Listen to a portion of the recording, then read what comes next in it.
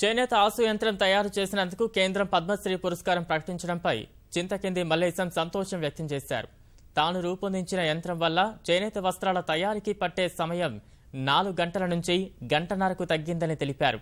1999లో తొలిసారి ఆసు యంత్రాన్ని తయారు చేశానని, ఆ తర్వాత అనేక మార్పులు తీసుకొచ్చానని పేర్కొన్నారు. పోచంపల్లిలో 60% మందికి పైగా ఆసు యంత్రాన్ని ఉపయోగిస్తున్నారని వివరించారు.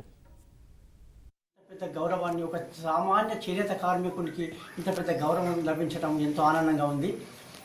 అయితే ఒక యంత్రాన్ని మా అమ్మ కోసం ఏదైతే నేను చేశానో ఆ అమ్మ పడుతున్న బాధను చూడలేక ఆమె చిన్ననాటి నుంచి ఆమె పెళ్ళైన దగ్గర నుంచి ఆమె చేస్తూ ఈ చేతితో బాధపడుతూ ఆయాసపడుతున్న ఆమె కష్టాన్ని చూసి, బిడ్డ నేను చేయలేని దాన్ని వేరే పని ఏదైనా చూసుకోండి నా నుంచి కాదు పని చెప్తే, నాకు చదువుకు వేరే పని చేయలేను, దీనికి ఏదైనా మార్గం కనిపెట్టాలనే ఆలోచన కలిగించి 7 సంవత్సరాలు నిరంతరం కష్టపడి, నాకున్న చదువు సందులకు 7 సంవత్సరాలు నేను కష్టపడి ఆ యంత్రాన్ని తయారు చేయడం జరిగింది.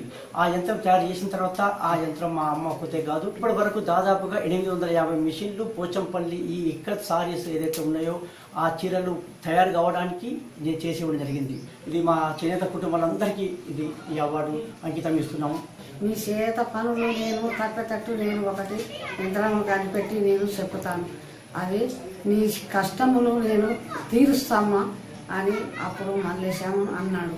అని అట్లా ఎందుకు బిడ్డ అంటే కూడా వినలే, పట్టుదల మీద అట్లనే సాధించాడు. అది సరే అని ఎక్కడ ఢిల్లీ అమరావతి అక్కడ కూడా అందరికీ దేశం అంతా కూడా పాడిపోయింది. జిల్లా పల్లెకు కూడా చేరుకున్నది. ఈ పని మంచి అని అన్నవారు అని చేసింది.